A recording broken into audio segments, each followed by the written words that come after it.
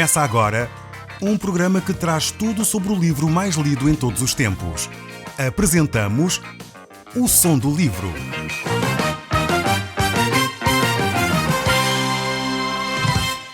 Seja muito bem-vindo. Neste podcast vai encontrar o livro mais conhecido e lido em todo o mundo. Vamos levá-lo numa viagem pela história da humanidade. Este é um audiolivro para si, para a sua família e sociedade em geral. Contextualização e comentários de Paulo Chaveiro. Caro amigo, nós estamos a retomar o nosso programa no capítulo 19 do segundo livro de Crônicas. Nós nestes textos temos retirado muitas lições para a nossa vida. E eu gostaria de consigo olhar para estes textos bíblicos começando no verso 1 do capítulo 19 do segundo livro de Crônicas. Vamos continuar a ver a vida de Josafá. Este rei que realmente fez grandes mudanças na nação de Israel. Um homem que agiu em conformidade com a vontade de Deus. Então diz assim a palavra de Deus: Josafá, rei de Israel, voltou para sua casa em paz para Jerusalém. O vidente Jeú, filho de Anani, saiu ao encontro do rei Josafá e lhe disse: Devias tu ajudar o perverso e amar aqueles que aborrecem o Senhor? Por isso caiu sobre ti a ira da parte do Senhor. Boas coisas, contudo, se acharam em ti, porque tiraste os postos ídolos da terra e dispuseste o coração para buscares a Deus. Vemos realmente que, apesar de Josafá ter o coração disposto para buscar a Deus, ele tinha agido de uma forma contrária. E nós, no último programa, estivemos a analisar um pouco esse aspecto, essa aliança que Josafá tinha feito com o rei Acabe da nação de Israel. Apesar da orientação que Deus havia dado a Josafá e a Acabe para não saírem à peleja, para não irem para a guerra, no entanto, eles não deram atenção à voz de Deus e saíram e foram lutar em Ramot-Gileade. Nessa altura e nessa batalha, Acabe realmente perdeu a vida como Deus havia profetizado e Josafá saiu derrotado, voltando para Jerusalém. É verdade que ele volta, como diz o texto aqui, em paz, mas ao mesmo tempo vem certamente derrotado, frustrado por não ter alcançado a vitória nessa dificuldade, nessa peleja. Esta união que Josafá estabelece com Acabe, ela foi forçada pelo casamento do seu filho com a filha de Acabe. E Deus realmente não abençoa este tipo de aliança, este tipo de casamento, este tipo de relação entre pessoas que realmente estão a servir às trevas e pessoas que servem a Deus. Essa não é a vontade de Deus para os seus filhos. E Josafá aprendeu da pior forma. Aqui é uma ideia que realmente deveríamos tomar em atenção. Precisamos de perceber que aqueles que servem a Deus devem se manter fiéis aos princípios de Deus. E quando há estas uniões, estas alianças, como Josafá fez com Acabe, em consequência do casamento do seu filho com a filha de Acabe, muitas vezes essas alianças têm realmente resultados muito tristes, como aconteceu este aqui. Acabe acabou por perecer nessa batalha e Josafá veio bastante triste e desanimado para a cidade de Jerusalém. Veio derrotado desta peleja. No entanto, Deus tinha em consideração a atitude do coração de Josafá, pois ele não procurava a adoração dos ídolos, pois ele inclinava o seu coração para buscar o Senhor. No entanto, Acabe, assim como a sua mulher, era um homem e mulher de coração perverso. Procuraram matar os profetas de Deus. Vimos no último programa como eles procuraram prender também o profeta que havia declarado que se eles saíssem à peleja, morreriam naquela peleja, haveria uma derrota naquela peleja. E, no entanto, apesar disso, Josafá manteve essa aliança. Não ouviu o Senhor. Isto foi algo que Deus levou em consideração.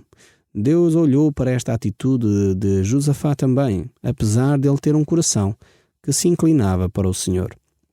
O verso 4 então continua neste capítulo 19 do segundo livro de Crônicas. Habitou, pois, Josafá em Jerusalém. Tornou a passar pelo povo desde Berseba até à região montanhosa de Efraim e fez que ele tornasse ao Senhor, Deus de seus pais. Estabeleceu juízes no país em todas as cidades fortificadas de cidade em cidade. Disse aos juízes: vede o que fazeis, porque não julgueis da parte do homem, e sim da parte do Senhor. E no julgardes, Ele está convosco. Agora, pois, seja o temor do Senhor convosco. Tomai cuidado e fazei-o, porque não há no Senhor nosso Deus injustiça, nem parcialidade, nem aceita Ele suborno. Aqui temos mais umas questões bastante interessantes. Vemos como Deus realmente continua a agir na vida do povo de Israel. Josafá é realmente um homem que se preocupa que o povo tenha o seu acesso à justiça e à palavra de Deus. E por isso mesmo ele estabelece juízes em toda a terra. Estes homens deveriam estar conscientes que eles não estão a julgar por parte dele próprio, do rei, mas estão a julgar em nome do Senhor, que é uma autoridade ainda maior. É alguém que vê todas as coisas. O julgamento deles deveria ser um julgamento divino, um julgamento sério, um julgamento justo, podemos dizer assim. Como seria bom que os nossos tribunais agissem desta forma. Agissem com justiça, olhassem para aquilo que é correto e não tivessem uma atitude de corrupção, uma atitude de cedência aos lobbies de pressão, não se deixassem de alguma forma correr, enfim, ao sabor das maiorias e das influências. Este é o desafio realmente que Deus nos deixa aqui. Ele deixa este desafio para que os juízes sirvam realmente a justiça, sirvam realmente o povo. Eles pudessem ter como padrão o próprio Deus, que não julga com injustiça, nem julga com parcialidade, e nem aceita ser subornado. Estes textos aqui, em primeiro lugar, falam-nos acerca de quem Deus é. Por vezes há pessoas que pensam que Deus pode ser subornado. Pode ser subornado com orações, pode ser subornado com dádivas. Se eu der muito dinheiro à igreja, então Deus vai me agraciar. Se eu fizer uns jejuns e umas orações, então Deus vai fazer aquilo que eu quero. Às vezes há pessoas que pensam assim, que com o jejum e oração podem torcer o braço de Deus e obrigar Deus a fazer aquilo que Ele não quer. Não, o jejum e oração é uma disciplina bíblica, algo que nós devemos praticar. Mas isso não serve para forçar Deus a fazer coisas que Ele não tem desejo de fazer. Devemos entender bem que Deus é um Deus justo. Deus não é um Deus parcial, que advoga ou que julga, enfim, privilegiando A, B ou C. Deus não é um Deus que se possa subornar. Não, Deus é realmente alguém que cuida de uma forma equilibrada, justa, correta. Isto deveria ser o padrão para cada juiz na nação de Israel. E eu desafiava que fosse o padrão para os juízes da nossa nação também.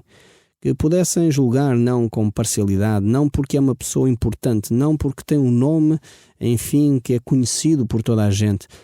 Seria realmente importante que os nossos juízes, aqui no nosso país e no mundo, tivessem este equilíbrio, esta justiça, não pudessem ceder a subornos, e aqui eu colocaria a palavra muito mais abrangente do que simplesmente, enfim, defender alguém em favor de dinheiro, não nesse sentido, mas muitas vezes as pessoas, pela influência que têm, pelos conhecimentos que têm, se deixam envolver e ficam tendenciosos na forma como julgam.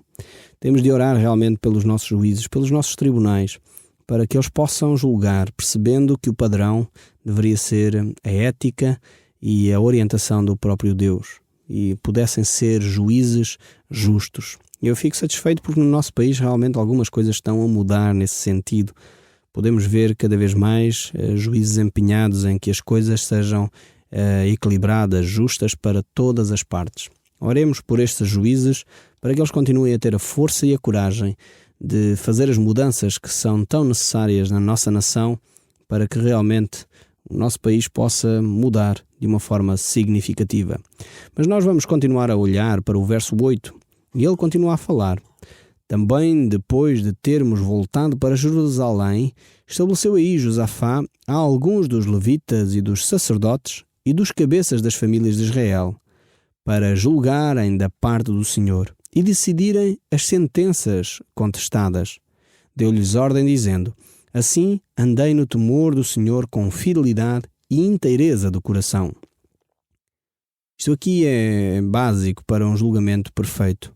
Para um tratamento justo dos problemas é andar no temor do Senhor e andar com fidelidade e inteireza de coração.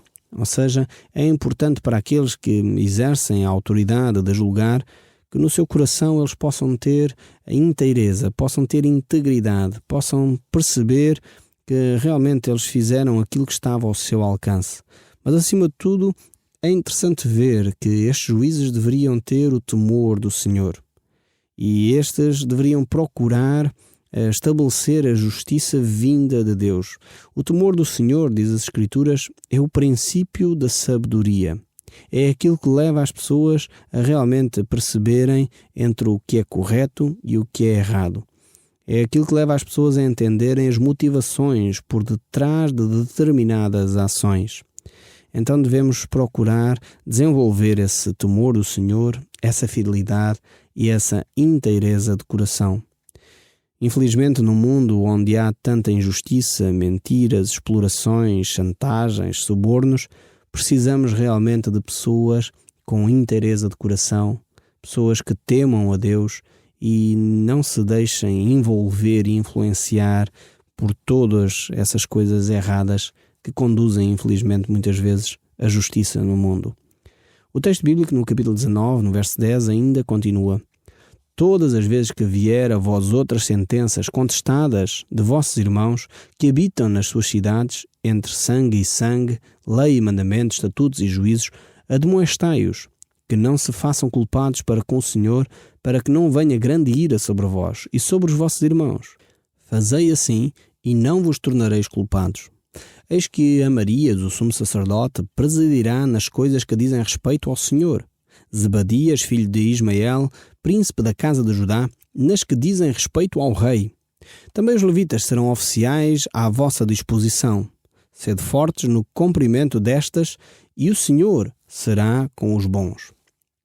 Aqui, caro amigo, é interessante ver que o rei Josafá tinha plena prática desta justiça. Ele compreendia a importância destes aspectos para o bem-estar do povo.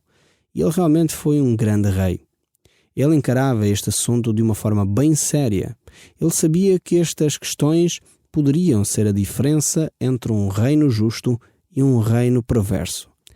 Ele não estava com isto a procurar, satisfazer o povo. Não, ele estava a cumprir um dever como rei. Era o seu dever estabelecer a justiça no seu reino. E por isso mesmo ele não estava a fazer favor nenhum a ninguém, antes pelo contrário. Era um dever que ele tinha para com o seu povo. Eu creio que os políticos, aqueles que têm a ordem de decisão na nossa nação, têm realmente este dever para com o seu povo também, de aplicar a justiça e fazer com que a justiça realmente seja adequada, justa, íntegra, fiel. E certamente quando nós pudermos, como povo, experimentar a justiça assim no nosso país, certamente haverá bem-estar em toda a nação. Assim chegamos ao capítulo 20 deste segundo livro de Crônicas, e o verso 1 continua: Depois disto, os filhos de Moabe e os filhos de Amon, com alguns dos amonitas, vieram à peleja contra Josafá. Então vieram alguns que avisaram a Josafá, dizendo: Grande multidão vem contra ti, da além do mar e da Síria. Eis que já estão em Azozon, Tamar, e em Engedi. Então Josafá teve medo e se pôs a buscar ao Senhor, e apregoou jejum em todo Judá. Judá se congregou para pedir socorro ao Senhor. Também de todas as cidades de Judá veio gente para buscar o Senhor. Aqui vemos um povo cercado por todos os lados de um poderoso exército. Qual a atitude que o povo de Judá teve? Uma atitude corretíssima. Buscou ao Senhor. Muitas vezes nós, diante de problemas gigantescos como este que Judá estava a enfrentar, procuramos em nós próprios ou naquilo que nos rodeia os recursos necessários para fazer frente a um inimigo tão grande, em vez de termos esta atitude de buscar a orientação em Deus. Este era realmente o caminho da vitória. A palavra de Deus nos diz que uns confiam em carros, outros em cavalos.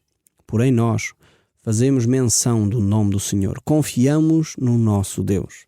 Esta deve ser a atitude daquele que é cristão. Diante dos problemas, diante das dificuldades, sejam quais forem os problemas que você está a enfrentar neste momento, seja a sua saúde, um problema financeiro, uma dificuldade na sua família, um filho que está desencaminhado, é a altura de você buscar a Deus. Buscar a Deus com oração, buscar a Deus com jejum, buscar a Deus para que Ele mostre qual é a sua vontade. Esta foi a atitude correta de Josafá e todo o povo de Judá. O verso 5 ainda diz: pôs-se Josafá em pé na congregação de Judá e de Jerusalém, na casa do Senhor, diante do pátio novo, e disse: Ah, Senhor, Deus dos nossos pais, porventura não és tu o Deus dos céus? Não és tu que dominas sobre todos os reinos dos povos? Na tua mão está a força e o poder, e não há quem te possa resistir. Porventura, ó nosso Deus, não lançaste fora os moradores desta terra de diante do teu povo Israel, e não a deste para sempre à posteridade de Abraão, teu amigo? Habitaram nela, e nela edificaram um santuário ao teu nome, dizendo: Se algum mal nos sobrevier, espada por castigo, peste ou fome, nos apresentaremos diante desta casa e diante de ti, pois o teu nome está nela. E clamaremos a ti na nossa angústia, e tu nos ouvirás e livrarás. Agora, pois, eis que os filhos de Amon e de Moabe e os do monte Seir, cujas terras não permitiste a Israel invadir, quando vinham da terra do Egito, mas deles se desviaram e não os destruíram.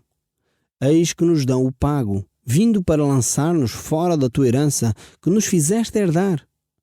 Ah, nosso Deus, acaso não executarás tu o julgamento contra eles? Porque em nós não há força para resistirmos a essa grande multidão que vem contra nós, e não sabemos nós o que fazer. Porém, os nossos olhos estão postos em ti.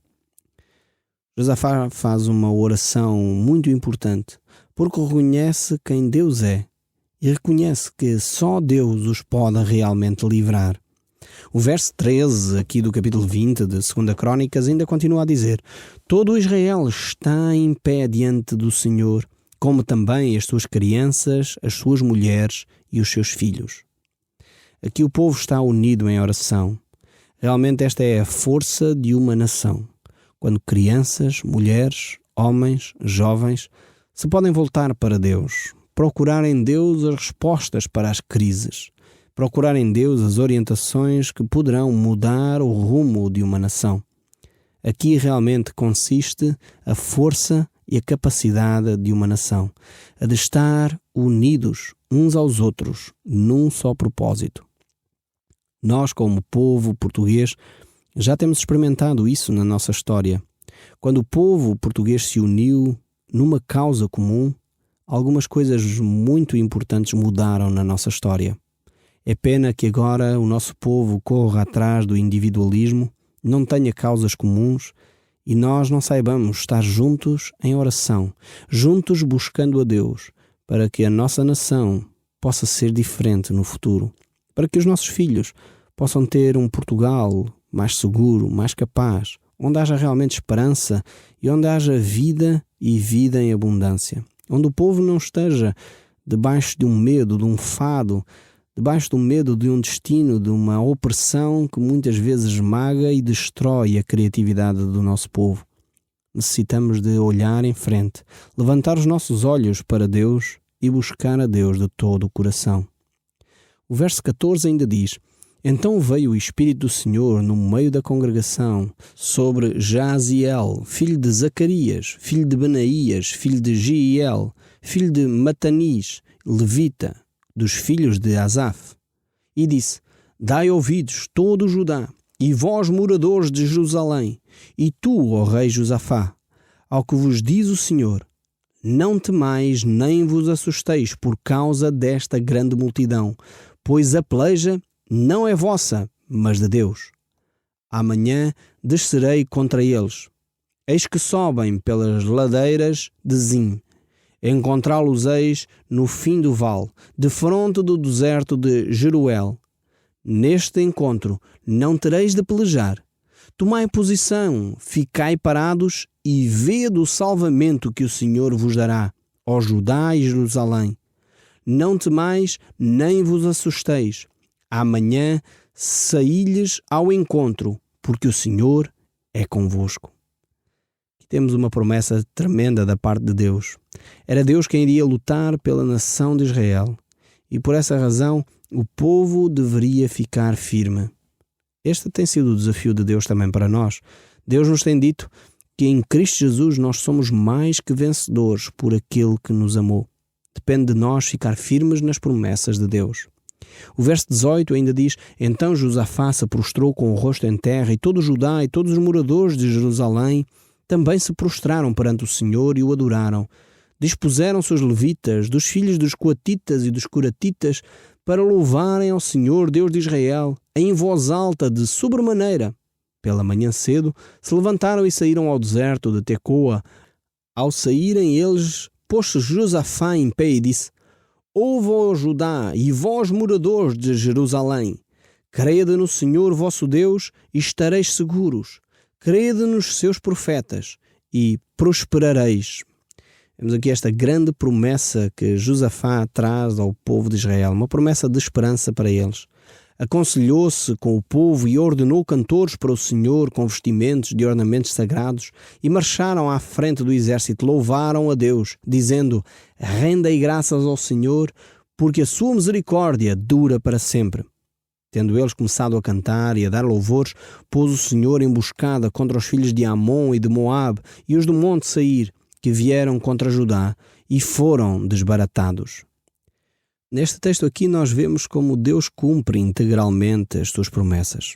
E o povo realmente viu esta grande derrota que os seus inimigos tiveram, ficaram com o despojo, e vamos saltar para o verso 31, ver como realmente Josafá culmina, digamos assim, o seu reinado. Diz o texto: Reinou então sobre Judá, Josafá, tinha 35 anos quando começou a reinar, e reinou 25 anos em Jerusalém. Sua mãe se chamava Azuba, filha de Sili. Ele andou no caminho de Asa, seu pai, e não se desviou dele, fazendo o que era reto perante o Senhor. Contudo, os altos não se tiraram, porque o povo não tinha ainda disposto o coração para com Deus dos seus pais. E ainda o verso 37 diz: Porém, Eliezer, filho de Dodava, de Maressa, profetizou contra Josafá, dizendo: Porquanto te aliaste a Acasias, o Senhor destruiu as tuas obras, e os navios se quebraram e não puderam ir a Tarsis. Vemos que o texto bíblico, mais uma vez, reforça esta ideia, que mesmo homens de Deus, como Josafá, têm atitudes muitas vezes erradas, e essas atitudes erradas têm consequências. Josafá fez duas alianças erradas, uma com Acabe, outra com Acasias. Isso trouxe consequências muito más para a nação de Judá quando essas alianças foram estabelecidas. No entanto, ele continuou a ser um homem de Deus, e foi um homem que prosseguiu nos caminhos de Asa, do seu pai. O Som do Livro, uma produção da Rádio Transmundial de Portugal.